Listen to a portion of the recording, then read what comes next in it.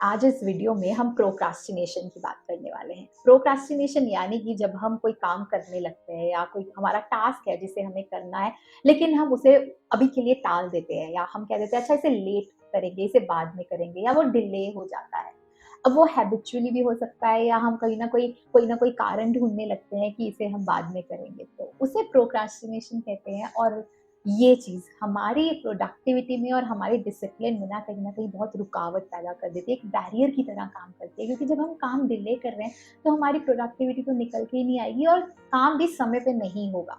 तो इस वीडियो पे हमें यही बात करनी है कि हम प्रोक्रास्टिनेशन को कैसे मैनेज कर सकते हैं, उसको कैसे कंट्रोल कर सकते हैं। क्योंकि रीज़न्स बहुत सारे हो सकते हैं। रीज़न ये हो सकता है जस्ट बिकॉज़ कि हमें काम डिफ़िकल्ट लग रहा है, हमें लग रहा है हमें समझ ही नहीं आ रहा है, इसलिए हम वो काम कर ही नहीं पा रहे और उसे डिले कर देते हैं। या फिर हमें कोई काम बोरिंग लगता है, या हमें कई बार लगता है कि ओह! इतने सारे काम हैं, पूरे दिन में हम सोचने लगते हैं पूरे दिन का, और जब इतने सारे काम सोचते हैं तो काम शुरू ही नहीं करते, तो उस वज़ह से वो एंग्ज़ायटी रहती है और काम शुरू ही नहीं करते।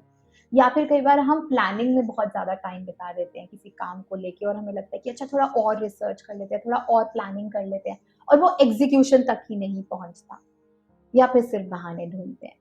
तो बहुत अगर सोचा जाए तो बहुत सारे कारण हो सकते हैं प्रोक्रास्टिनेशन के। तो बस हमें यही देखना है कि कब सही समय है जब हमें इस बात का एहसास हो जाना चाहिए या हमें इस बात का पता होना चाहिए, अवेयरनेस होनी चाहिए कि प्रोक्रास्टिनेशन हो रही है, और अब इस पे हमें फुल स्टॉप लगाना है और हमें हर काम को, टास्क को समय से करना है, डिसिप्लिन के साथ करना है। तो इस वीडियो में हम इसी के बारे में आज बात करेंगे।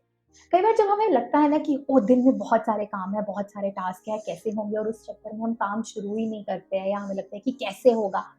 हमें ना उस दिन ना अपने दिन को 2-2 घंटे में डिवाइड करना है, यानी कि 2-2 आवर्स में। तो जब हम अगर हमें सुबह 9:30 बजे हम अपना ऑफ़िस का काम या कोई भी काम स्टार्ट कर रहे हैं, तो 9:30 से 11:30 तक का एक टाइमर लगा दो। अब उस टाइमर में हमें कंप्लीटली फ़ोकस रहना है और अपने से कमिटेड रहना है कि ये पूरे 2 घंटे उस काम पे पूरी तरह से फ़ोकस रहना है। कहीं पे भी हमें इधर-उधर नहीं जाना है, हमें डेविएट नहीं होना, हमें कोई सोशल प्लेटफ़ॉर्म नहीं खोलना है, कोई इंटरनेट पे ज़्यादा बेकार की बातों में टाइम नहीं बिताना है, हमें बस सिर्फ काम करना है। वो 2 घंटे कंप्लीट आपको कंप्लीटली कंसंट्रेशन से काम करना है, और वो टाइमर सेट करके भी कर सकते हैं आप। फिर वो जैसे ही 11:30 होंगे, अगर आपने टाइमर सेट किया है, अलार्म बजेगा, तो उस समय आप 10-15 मिनट की ब्रेक ले सकते हैं, लेकिन फिर से वो 2 घंटे।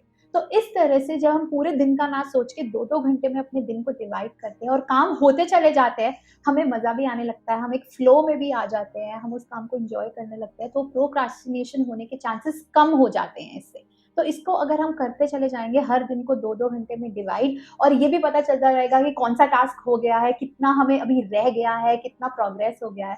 उससे सेंस ऑफ अचीवमेंट मिलती है, खुद को अवेयरनेस मिलती है कि आप कितने प्रोडक्टिव हो रहे हैं, और कहीं न कहीं वो बहुत ही काम आता है प्रोक्रास्टिनेशन को कंट्रोल करने में और डिसिप्लिन रखने में। अच्छा, कई बार ना ऐसा भी होता है कि जब हमें कोई ऐसा प्रोजेक्ट मिलता है या प्रोसेस पे हम काम करते हैं जिसके लिए हमारे पास अभी 1 महीना है फाइनल सबमिशन के लिए, हमें लगता है कि अच्छा अभी तो बहुत समय है फाइनल डिलीवरी के लिए। अब जब ये हम सोचने लगते हैं, फिर करते-करते हम लास्ट वीक तक पहुँच जाते हैं और तब तक वो काम शुरू नहीं हुआ होता है, या लास्ट 2 डेज़ में वो काम शुरू होता है। वो शायद हमें उस चीज़ पे ध्यान देना चाहिए कि ऐसा नहीं करना चाहिए, अभी 1 महीना भी है ना, और अगर आपको लगता है कि आज आपके पास थोड़ा समय है, थोड़ा अवेलेबल हो आप, आपके बाकी कामों में आपकी अभी ज़रूरत नहीं है, आप इन्वॉल्व नहीं हो, तो आज जो फ्री टाइम है ना, उसको वहाँ करना शुरू करो। क्योंकि ऐसा होगा कि आज जो कर लोगे आप, जब आपका काम ये होता चला जाएगा, आपने अभी से शुरू कर लिया, फिर जब वो लास्ट वीक आएगा तब तक बहुत सारे काम आपके ऑलरेडी कंप्लीट हो चुके होंगे। और ये बहुत ज़रूरी है नए काम के लिए, या कोई हमें नया काम, नया प्रोजेक्ट चाहिए, क्योंकि आज हमने जो हमें मिला हुआ था काम, उसको हमने फ्री टाइम पे कर लिया है, अवेलेबल टाइम पे।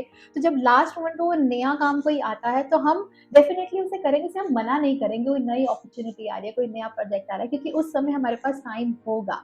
प्रोक्रास्टिनेशन को हैंडल करने के लिए कई बार हमें अपने कुछ काम को टाइम लिमिट देना पड़ता है, और फिर अपने आप को भी चैलेंजेस देने पड़ते हैं। अपने आप को चैलेंजेस कैसे, कि मान लीजिए आपको पता है कि एक ऐसा काम है जो 4 घंटे में कंप्लीट होगा। अब उस 4 घंटे का आप कोशिश करो आज कि खुद को चैलेंज दो कि अच्छा मेरे में इतना कैलिबर है, एबिलिटी है कि इस 4 घंटे के काम को मैं 3 घंटे में खत्म कर सकता हूँ या कर सकती हूँ। करके देखो, टाइम सेट करो कि कर सकते हो, क्योंकि अगर वो हो गया, एक तो वो अचीवमेंट है। दूसरा, आपको पता है कि आपके अंदर वो एबिलिटी है, आपके अंदर वो स्ट्रेंथ है कि आप ये कर सकते हो। तीसरा, आज आपके पास 1 घंटा और फ्री हो गया। ये 4 घंटे का काम 3 घंटे में हो गया, अब 1 घंटा फ्री है। उस 1 घंटे में ऐसा कोई काम जो अगले हफ्ते के लिए आपने छोड़ा था, अब वो कर सकते हो। तो प्रोक्रास्टिनेशन उस टाइम पे नहीं होगा, वो लास्ट मोमेंट में काम नहीं होगा, वो काम आज आप कर सकते हो। तो ऐसे हमें चैलेंजेस देने होते हैं अपने आप को, और कई बार टाइम लिमिट में बांधना होता है कुछ काम को, क्योंकि कई बार ऐसा लगता है कि अच्छा ये तो 4 घंटे है, अच्छा ये 5 घंटे में कर लूँ, 6 घंटे में कर लूँ, नहीं। उसको जल्दी करने की कोशिश करो विदाउट जल्दबाजी, समझ के। तो वो बहुत आपको सही लगेगा, और जब ऐसे काम हम करना शुरू करते हैं ना, हमें अपनी प्रोडक्टिविटी भी समझ आती है, हमें अपना प्रोग्रेस करना भी समझ आता है कि हम किस तरीके से प्रोग्रेस कर रहे हैं। और जब अपने आप को चैलेंजेस देते हैं, ऑन वाला पुश करते हैं, तो अपने आप की एबिलिटीज एक्सप्लोर कर रहे हैं, तो कहीं ना कहीं वो हमें आगे ही लेके जाएगी, और कहीं ना कहीं हम फ्लरिश होंगे अपने काम में, और हम डिसिप्लिन रहेंगे। As professionals to do list बनाने की हैबिट शायद हम सबको हो जानी चाहिए, क्योंकि अगर हम एक लिस्ट बना लेंगे ना कि ये टास्क है, अब उस टास्क के साथ हमें उसका स्टेटस लिखना कि ये प्रोग्रेस में है, यानी कि इन प्रोग्रेस है, ये पेंडिंग है, ये हमने किसी को डेलीगेट किया हुआ है, ये फॉलो अप में है, या फिर ये कंप्लीट हो गया है। अब जैसे जैसे जो टास्क पेंडिंग में है, इन प्रोग्रेस में या फॉलो अप में, जब वो जैसे जैसे कंप्लीट होते जाते हैं, हमें उसके आगे स्टेटस लिख देना है कि वो कंप्लीट हो गए हैं। जब हम दिन के एंड में, जब हमारी शिफ्ट खत्म होती है, ऑफिस खत्म होता है, तो हम देखते हैं ना कि ये काम हमने कंप्लीट किए हैं, तो हमें एक सेंस ऑफ अचीवमेंट और सेटिस्फैक्शन मिलती है कि अच्छा ये आज हम सोच के आए थे और इतने काम हो गए। तो आप खुद की प्रोडक्टिविटी इवैल्यूएट कर सकते हैं कि इतना आपने सही से मैनेज किया, और वो जो सेंस ऑफ अचीवमेंट होती है कंप्लीट करने किसी टास्क की, वो हमें मोटिवेट जरूर करती है, वो हमें और काम करने के लिए मोटिवेट करती है कि अच्छा ये कर लिया, अब ये भी कर सकते हैं, ये भी कर सकते हैं। तो वो मोटिवेशन लेवल के लिए भी बहुत जरूरी होता है टू डू लिस्ट, और प्लस वो जो कंप्लीट हो रहा है टास्क, उससे हमें अपनी प्रोडक्टिविटी और प्रोग्रेस पता चलती है कि हम अपनी प्रोग्रेस खुद मेजर कर सकते हैं, खुद इवैल्यूएट कर सकते हैं। तो जब ये सारी चीजें हम बहुत टेक्निकल ग्राउंड्स पे करने लगते हैं ना, और हैबिचुअल लेवल पे करने लगते हैं कि हैबिट पड़ गई है हमें, तो डेफिनेटली प्रोक्रास्टिनेशन हमारा कंट्रोल हो सकता है। या कुछ लोगों के लिए ना ये बहुत वर्क करता है कि हम जब अपने दिन की एनर्जी समझते हैं कि हमारे एक दिन में एक एनर्जी है कि इस समय अगर मैं हम सबसे डिफिकल्ट काम करेंगे तो हम बहुत कॉन्सेंट्रेशन से कर पाएंगे।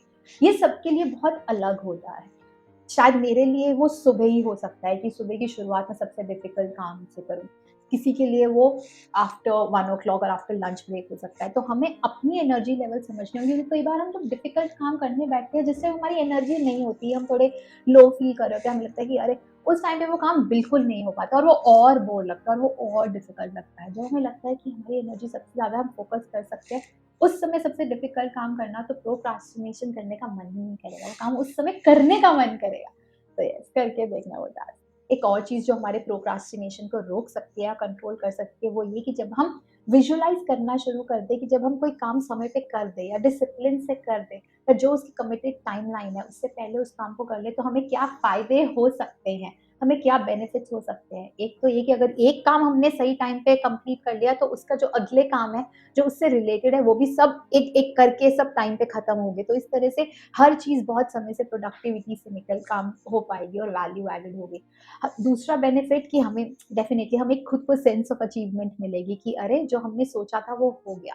थर्ड, हमें लगता है कि of course appreciation by others in the office, और सबका जो काम डिपेंडेंट है, अगर हम हमारे काम पे किसी और का काम डिपेंडेंट है, तो कहीं न कहीं वो बहुत अच्छे से कोऑर्डिनेशन रहती है, और वो हर काम बहुत अच्छे से कंप्लीट होगा। तो हमें बेनिफिट्स विजुअलाइज़ करने होंगे लॉन्गर रन के लिए कि क्यों करना चाहिए। तो अगर हम वो विजुअलाइज़ कर लें, तो बहुत हमारा हम कर सकते हैं कंट्रोल। और दूसरा, हमें रिस्क इन्वॉल्व भी सोचने होंगे कि अगर एक टाइम पे काम नहीं होता है, तो इसके क्या कॉन्सिक्वेंसेस हो सकते हैं, इसके क्या रिपरकशंस हो सकते हैं, इसका क्या नुकसान हो सकता है सिस्टम को, प्रोसेस को, प्रोजेक्ट को।